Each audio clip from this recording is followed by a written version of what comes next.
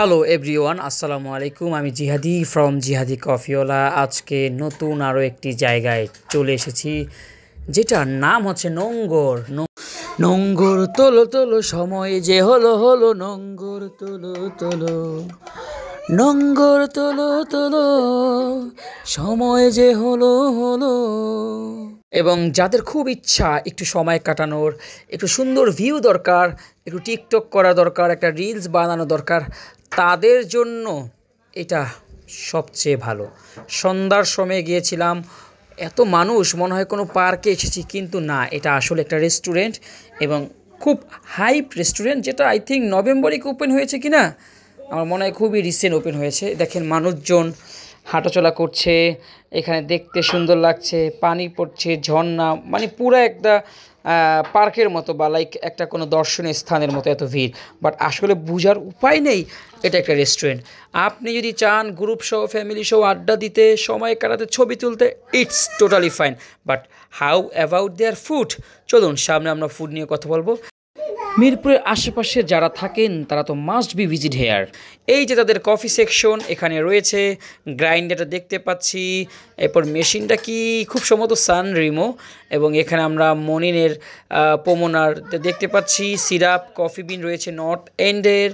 এই যে এখানে মানুষজন গিটার বাজাচ্ছে, ওয়েটাররা হচ্ছে সুন্দর পোশাক পরিধান করছে এবং মানুষ মাশাআল্লাহ, এবং নিচ থেকে এরকম তাদের ডিসপ্লে দেখা যাবে এবং আপনি দেখেন একটা গাড়ি দেখতে পাবেন, ফটো জোন রয়েছে।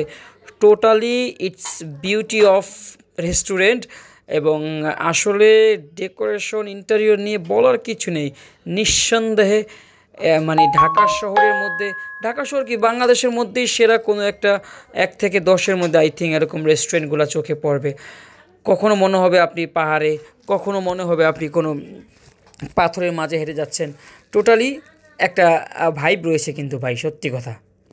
আমি বেশ কিছু খাবার অর্ডার করেছি, তার মধ্যে থেকে কিটক্যাট শেক, মানে ডেকোরেশন খুব সুন্দর, উপরে হুইপ ক্রিম আর কোকোকোলা দিয়ে তারা সার্ভ করে, বাচ্চারা খেতে পছন্দ করে এরকম বিষয়।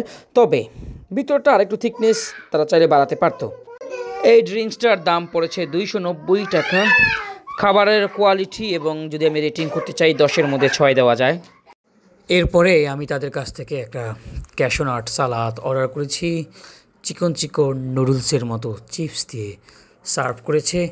এটা টেস্ট আমার কাছে ভালো লেগেছে, চমৎকার। ক্যাশনাট সালাদ দাম কত, 600 টাকার আশেপাশে হবে। দেন আমি একটা পাস্তা অর্ডার করেছি। ও হ্যাঁ, আপনি ইনডোরেও চাইলে বসতে পারেন এবং আউটডোরেও চাইলে গাছপালার সাথেও বসতে পারেন, তবে ভাইব কিন্তু চমৎকার। তো মেইন খাবারের পাশে যদি আপনারা ক্যাশনাট সালাডটা ট্রাই করতে চান, এটা খুব ভালো লাগবে আপনার কাছে আই থিঙ্ক। কাজু বাদাম এবং চিকেন ফ্রাইংয়ের সাথে ভালো সস টস গ্রেভি সম্পন্ন, মোটামুটি সুন্দর, মানে ওয়েল টেস্টি, এবং তারা আবার সুন্দর প্লেট সার্ভ করে। সো আপনি এটা এনজয় করতে পারবেন, এটা ভালো লেগেছে আমার কাছে, 10-এর মধ্যে 9। এবং ফাইনালি আমি আসলে তাদের ওই পাস্তাটা মানে ওভেন বেক পাস্তা, ভালো চিজি ক্রিমি ভালো, তবে নিচেটা একটু পুড়ে গেছে, সিজলিং ছিল। সো পুরাটা না হলে আসলে ভালো লাগতো। সো বলতে গেলে পাস্তাটা মোটামুটি যেহেতু পুড়ে গেছে, এই জন্য 10-এ 6, তবে টেস্ট 10-এ 9। ভালো ছিল সত্যি কথা। তবে একটা উইয়ার্ড সিচুয়েশনে পড়তে হয়েছিল, কিছু বললেই বলে ভাই 10 মিনিট লাগবে, আবার একটা পানি চাইলে বলে 10 মিনিট লাগবে, একটা কোক চাইলে বলে 10 মিনিট লাগবে।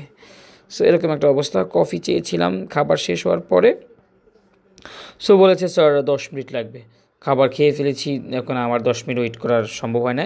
পরে আর কি আমি কফিটা ক্যান্সেল করে দিয়েছিলাম, যদিও আমি অর্ডার করেছিলাম, কিন্তু তারা দেরি করে। আবার আমি বলছি একটু কাস্টমাইজ দিয়ে একটু পানি কম করলে রেগুলারই আসবে।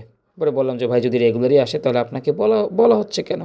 যেহেতু আমি কাস্টমাইজ করতে চাচ্ছি, তার মানে একটু কাইন্ডলি আমার কথাটাও শোনা উচিত। পে করে খাচ্ছি ভাই। ওকে, ওভারঅল আমার খাবারে টোটাল বিল পড়েছিল 1950 টাকা। আরেকটা জিনিস খাচ্ছি, ফ্রাইড কালামারি। এটা টেস্ট অ্যাভারেজ, নট ব্যাড, 10-এর মধ্যে 7 দেওয়া যায় অ্যাপিটার হিসেবে। আর মেইন কোর্স আর কিছু নেই।